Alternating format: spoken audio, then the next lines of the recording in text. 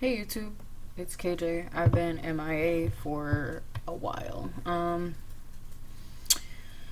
update on my life. I work full time, go to school full time, single mom full time. Um, yeah, I'm exhausted. I practically live at work, and when I'm not working, I'm a mom till he goes to bed, and then homework. So, that's about it for the update on my life. Um, the video today that I'm making is about my best friend. I have been putting this video off since she passed away. I don't have an easy time talking about it. Yeah, so basically I'm just gonna share the story of how we met.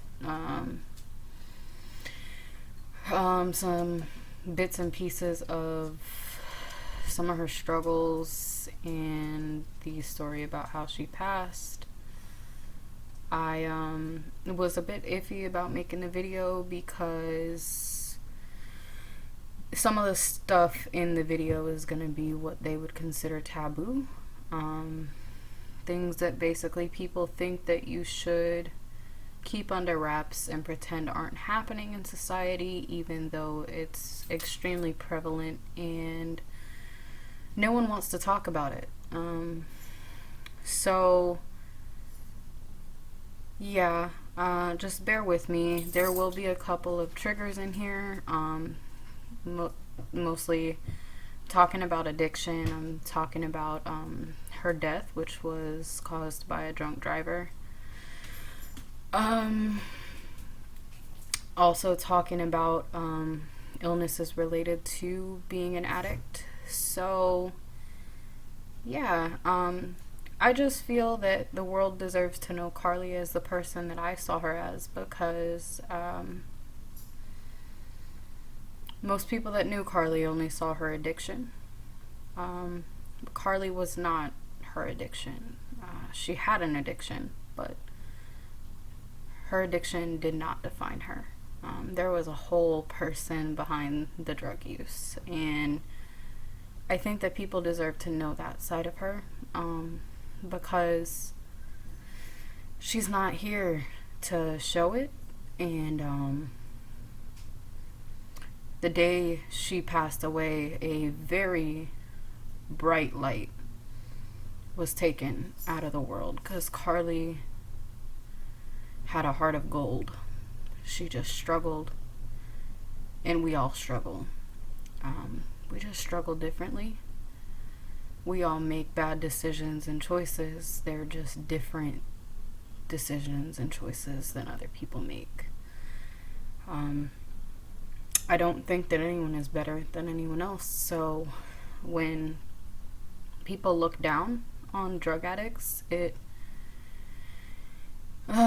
I take it personally, because like I said, they're not their addiction. They have an addiction, but if we don't want to be defined by the decisions and mistakes we've made in our lives, we shouldn't do the same for people who have an addiction to drugs. Because whether people realize it or not, it's very hard to get clean from that, and it's a daily, lifelong struggle that never goes away. So, if anything, people should respect the people who are clean and sober, because they have no idea what they went through to get there. And if you've never been personally affected by drug use, whether it was yourself or someone you loved, then you have no place to speak on anything that comes with it or anything that they're going through, because you really don't know. So I guess the point of this video is not only to share the side of Carly that people didn't want to see, and the people that people didn't care to see, but it's also to bring awareness, because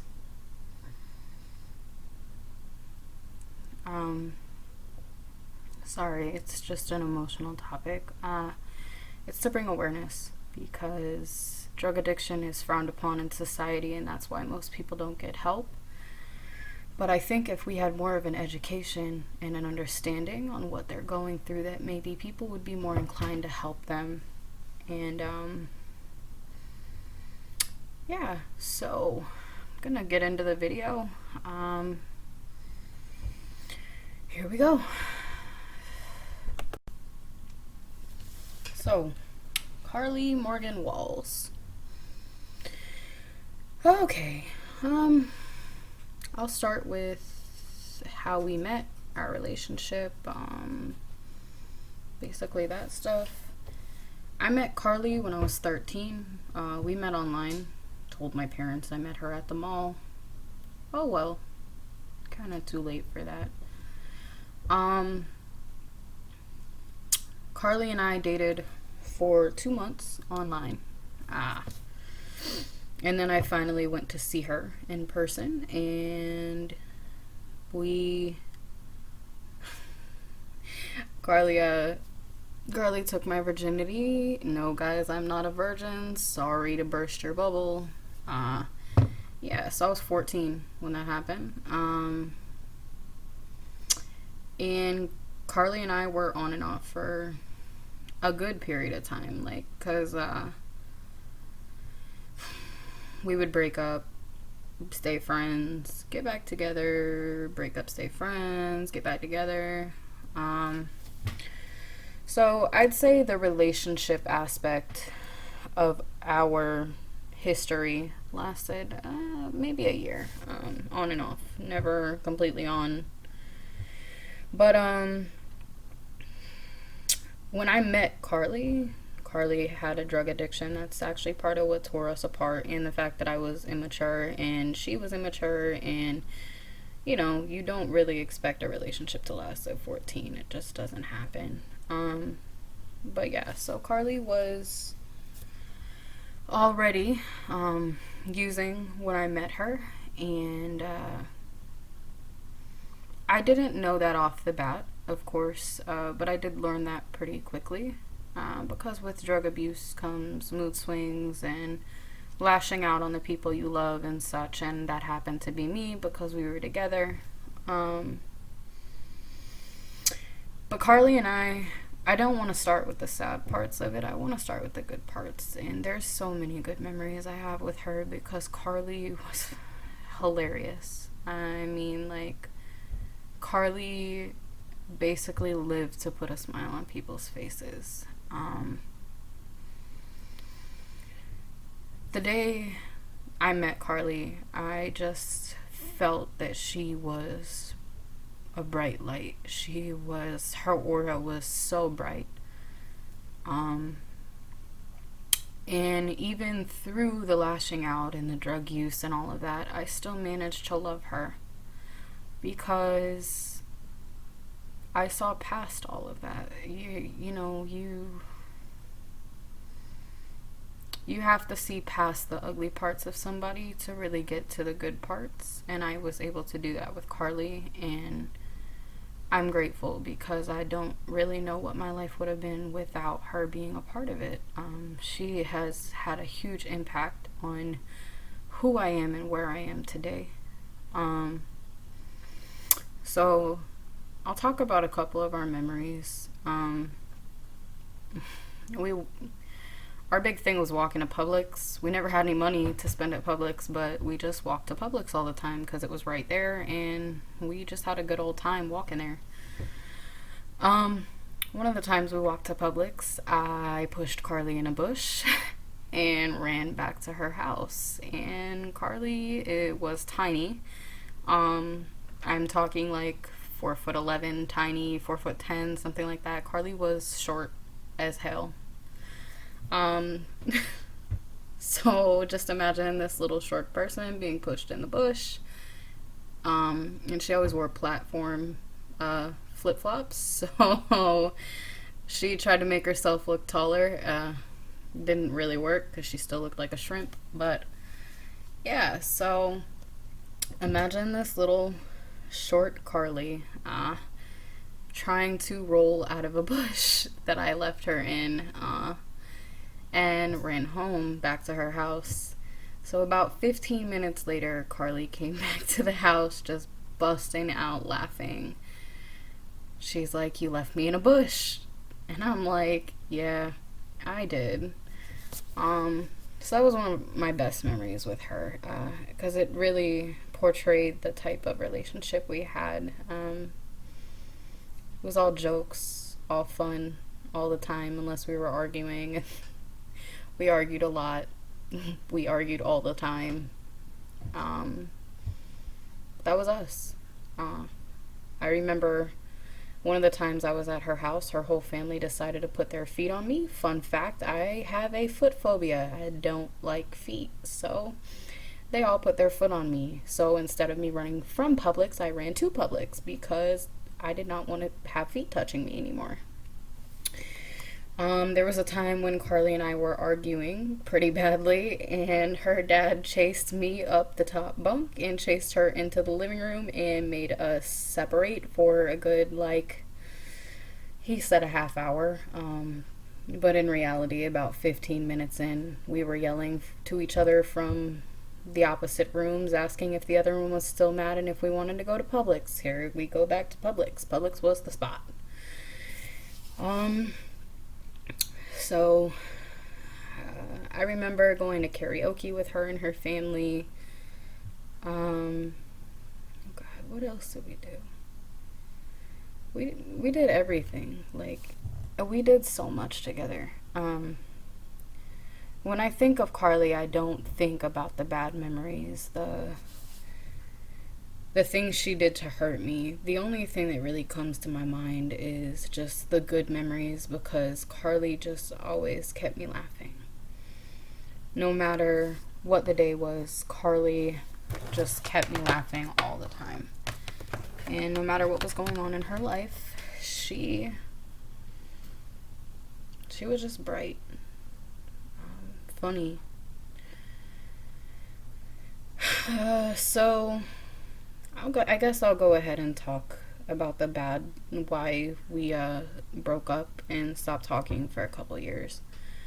I'm not gonna really go into detail. I still remember what she said to me, but it's not really worth kicking a dead horse. So she had said something, and it wasn't the first thing that she said to me when she was high, but she had said something that hurt my feelings pretty badly. And it was the drugs talking, but at that point, it just felt like too much. I was worn out. I was exhausted. We had been doing that for, like I said, like a year, maybe more. I was tired. I was tired of watching her fuck up her life. Pardon my language. I was tired of watching her go down this spiral, dark hole. And then she hurt me with what she said, because she attacked some things she knew that I was very self-conscious about. So I walked away for about probably 2 years. And within that time, we did try to rekindle our friendship. She invited me to her birthday party, and we had a really good time. We went to a bowling alley. I actually think this might have been after. I think this is where we actually rekindled our friendship. So about 2 years later, she had invited me to her birthday party, and it was at a bowling alley, and we just had a really good time. Like, it was basically like we were back to where we were before, laughing about everything, inseparable. And Carly did something that I never really, I wasn't used to, because most people don't take initiative and, like, apologize for the things that they did. But Carly actually told me she was sorry for all the things that she had put me through, and that she didn't want to basically not have me in her life anymore. And right then, I saw a little bit of the pieces of her that I just adored. The responsibility for her actions, the the kind, caring heart. I saw a little bit of her. So I forgave her, and we never fell out after that. We stayed friends. And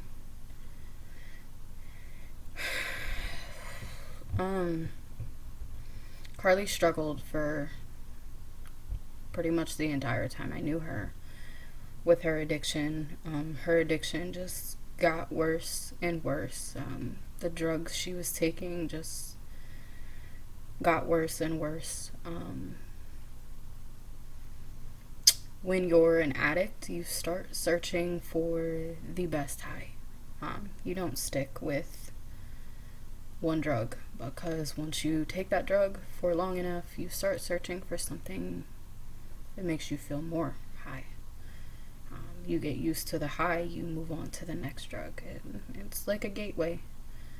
You search and you search and you keep looking to find the next fix. And I lived that with Carly. I watched her go through it. I watched the drugs change her. But even with the addiction, Carly never lost herself. She had her struggles, her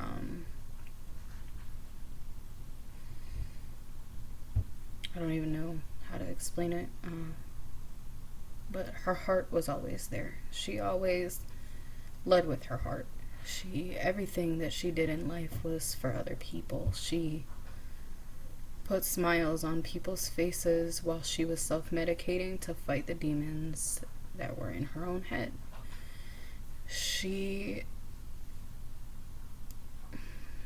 I can't stress enough how much she was not her addiction.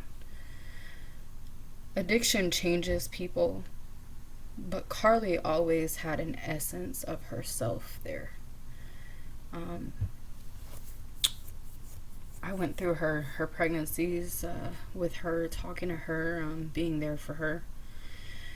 I remember one time her sister had messaged me and told me that she took her mom's car and disappeared and shut off her phone and relapsed. And it wasn't unheard of from Carly to do that, because it happened more than once. So as somebody who loved and cared for Carly, someone who I would say I was her best friend, because I went through it all with her. Like, I would have given anything in the world for Carly, because Carly was an angel. She just struggled with her demons. I remember messaging her and asking her, like, what was going on. I didn't want her to know that I had an idea of where she was or what she was doing, because Carly was stubborn.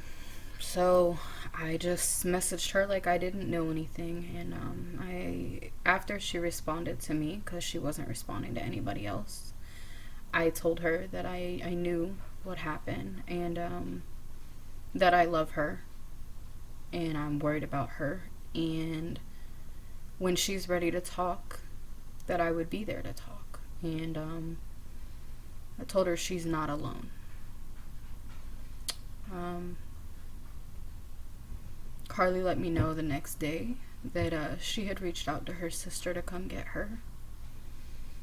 And Carly went home, because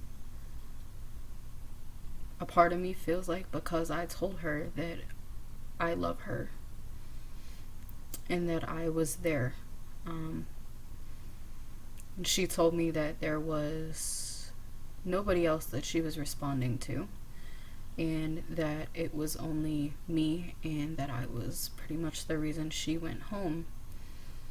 And I was so happy to be that person for her. But yeah, so I went through overdoses with Carly, relapses. clean and sober areas in her life. Um, Further in, Carly had let me know that she had liver failure. I'm not gonna go too far into that because it's not my place. But basically, she had been told that she was in liver failure. And at that point, she was trying to get clean because there was a drug that treated what was going on. But she had to be 6 months clean to qualify for it. So she struggled for a long time to try to get clean, so that she would not die. And when she told me, I prepared myself to lose my best friend.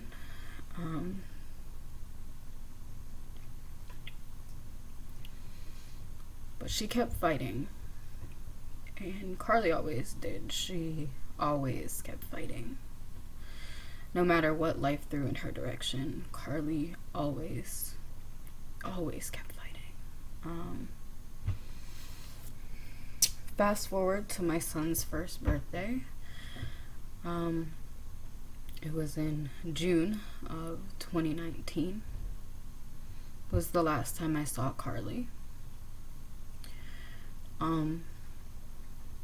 We had made plans after that never got to happen because my best friend was killed by a drunk driver. I got a call from her sister early one morning telling me that Carly and her boyfriend were walking home and they were killed by a drunk driver. My first instinct was basically denial, disbelief. The first thing that came out of my mouth, which was so fucked up, was, "Are you serious?" Totally, not cool to say to her grieving sister, but I did not want to believe that it was true.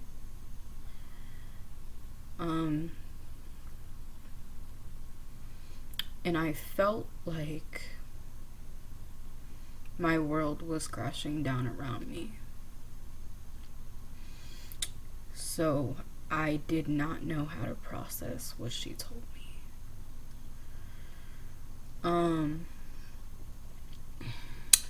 2 weeks before Carly passed away, I was laying in bed and I just got this wave of anxiety over my entire body, and a voice in my head saying, "What if you lost Carly?" And not many people know this about me, but I have extremely strong intuitive senses. And this is not the first death that I've been forewarned on.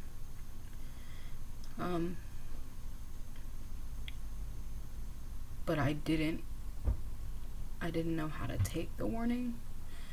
I thought it was just because we had started getting close again, and I was just scared to lose her because of everything that we'd been through before.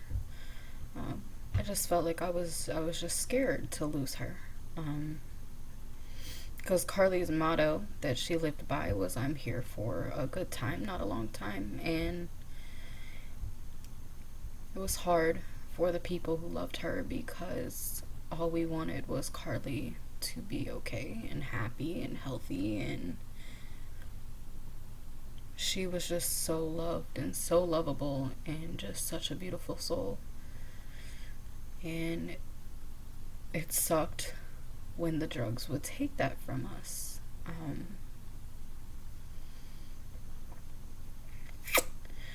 So I immediately broke down when it processed. And I don't think I ever stopped. I have cried pretty much every day since the day that it happened, which was in September 25th of 2019. The world just does not feel the same without her here.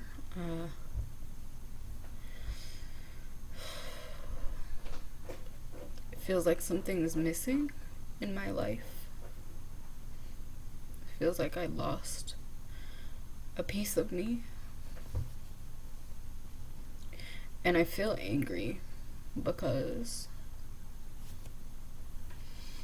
Carly fought so hard to take her life back.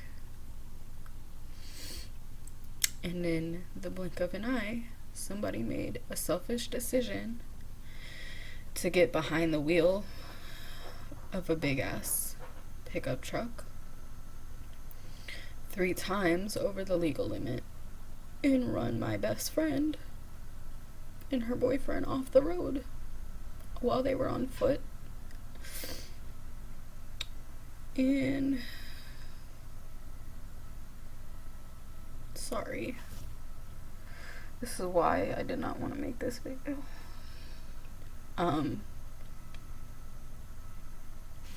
My best friend died on impact, and her boyfriend laid there dying for hours before someone found him. And then he passed away later in the hospital. But he was only there to walk her home safely because he didn't want her walking home alone. And he lost his life, and she lost her life, and he died protecting my best friend. And I think I'll always be grateful for the love that he gave her, because so many people defined her by her addiction, and he saw past it, and he loved her. So, I wish I could have had the chance to meet him,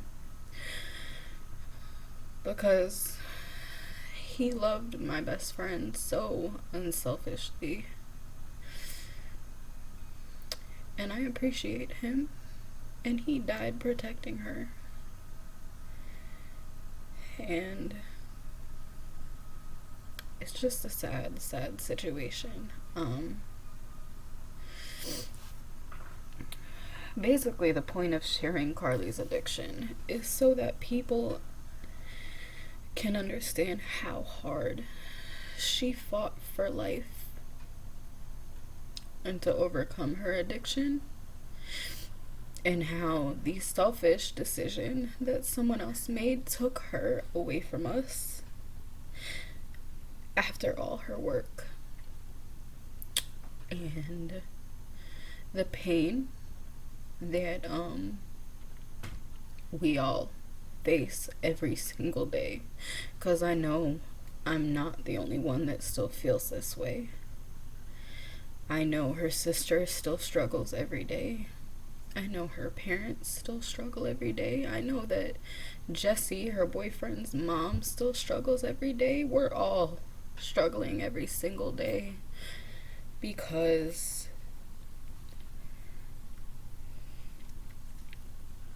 someone who still can't even admit that it was her fault gets to sit in jail and complain about being in jail, while the only way that I can visit my best friend is to go to her memorial on the side of a busy ass highway over an hour away from me,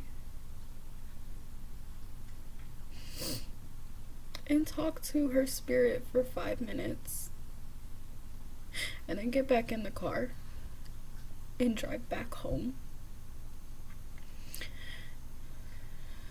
and miss her. I miss her every day, all day. I cry every morning just to make it through the day. Every morning. I get in my car, a song comes on, and I break down. I see her picture, I break down.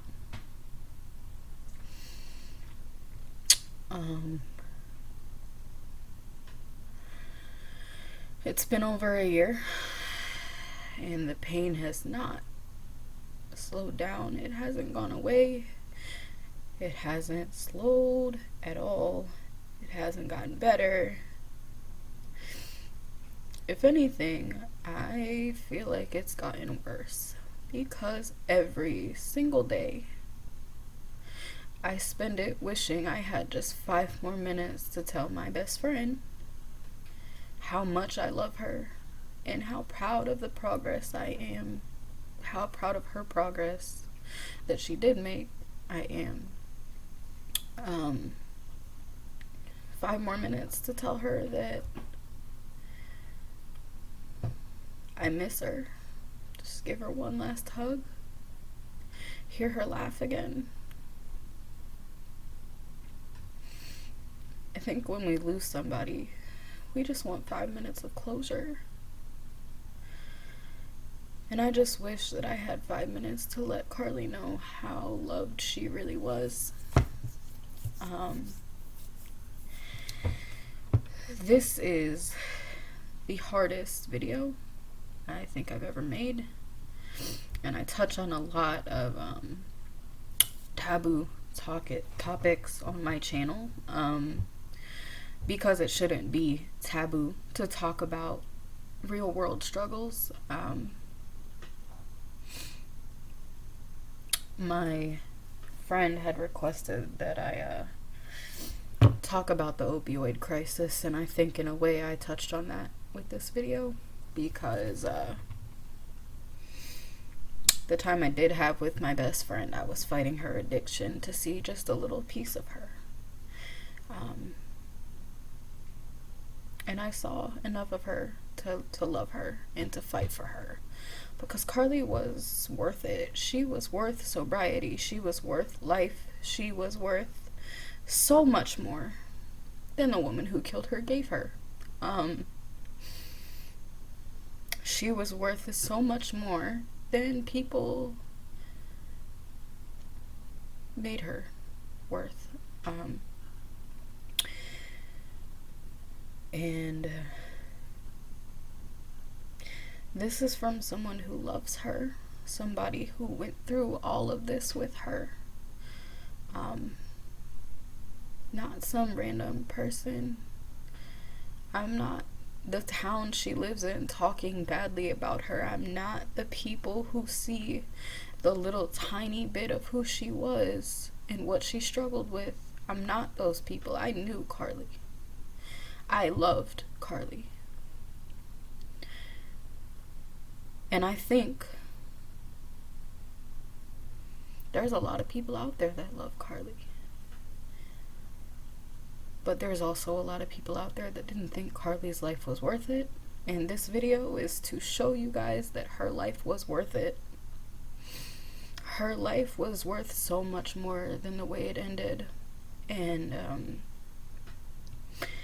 if the woman who killed her ever sees this video, I hope you hear the hurt, and I hope you hear about Carly, and I hope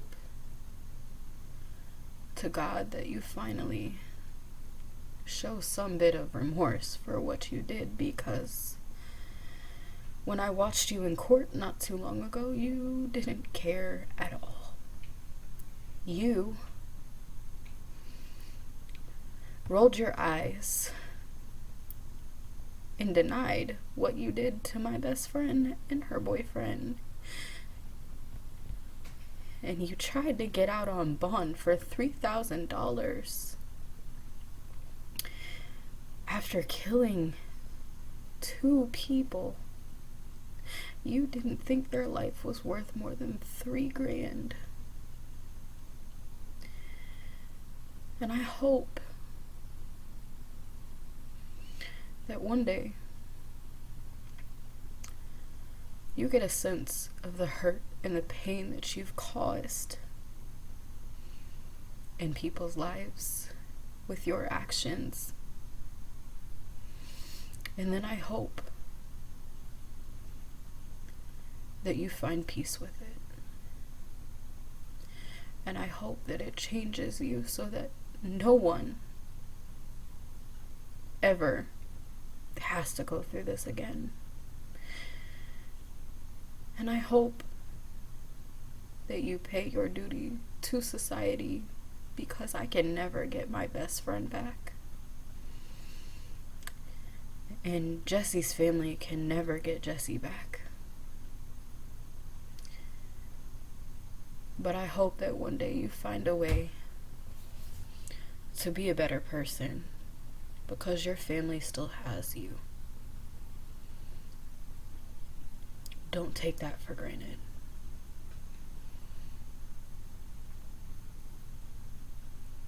Just don't. Because your time that you have with your family that you spend denying what you did to those people,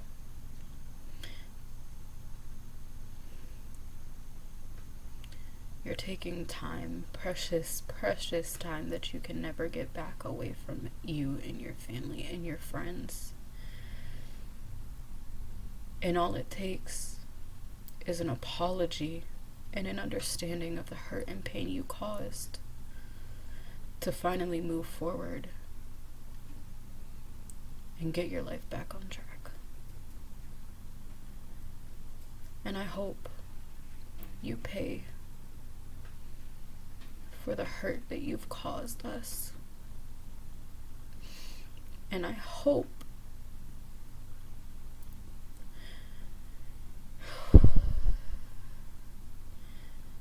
that it makes it hard to sleep at night until you can finally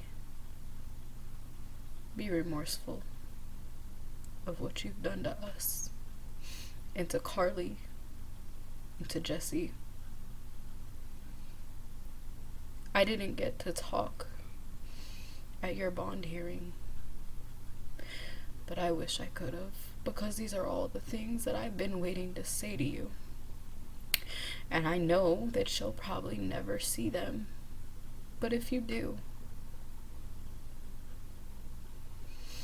we're all just waiting on an apology. Just admit that you fucked up and stop blaming the victims. And I'm gonna cut this video here. So that is the story of my best friend. My voice and my words to her killer. The story and explanation and repercussions of addiction, all of it, it's all here. It's all laid out in plain light. It's all here. The love, the struggles, all of it. And if this video teaches anyone anything, I think that we've seen addiction from both sides. Because my best friend didn't die from her addiction. She died from someone else's. But I didn't leave any pieces out. I put this out here openly. I gave it all to you guys straight. This is it. This is what there is to it. And if it teaches anybody anything, I hope that it's to be patient with those struggling from addiction. I hope that it's to teach people that people are not their addiction, but they have an addiction. And I hope that it teaches people not to get behind the wheel of a vehicle drunk or drugged or distracted or tired, because then, whether it be your family or someone else's, usually someone is not coming home. And this is what we go through when our someone does not come home. We go through anger and pain, and every day we fight to get through it because that person is never coming home. Don't let that be you, and don't let that be anyone else. Just stop drinking and driving. Stop doing drugs and driving. Stop being selfish. If you need help, get the help. Because it's there. And it affects people. So, that is my closing statement. Everybody have a wonderful day. Happy Thanksgiving. Don't know if I'll be back before Christmas or whatever. Whatever you celebrate. Happy Kwanzaa. Happy Hanukkah. Merry Christmas. Happy holidays, people. Let's hold each other a little tighter and love each other a little more. And cherish the time we have with people, because death is real, death is random, and death does not discriminate. Keep the ones you love close and help the people that you can help, because it takes nothing in the world to be a good person, and we need more of them.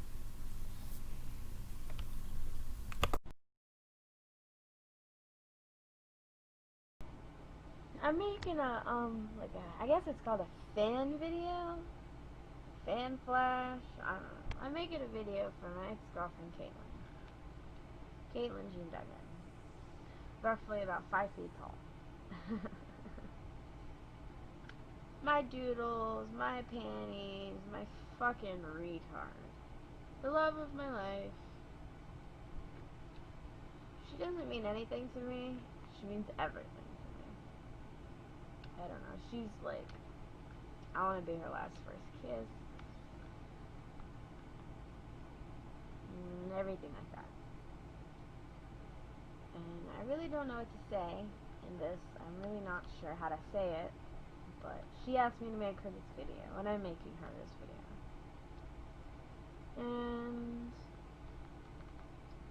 you know, July 5th of 2009 was a great day for me. Because that was the day. Well, that was just the day. That's really all I know how to say. But I don't know. I was her first everything. And it's always going to be like that. No one's going to take the place of her. Or anything like that. So this is to you, Caitlin. I love you. I love you, dude. I love you, retard.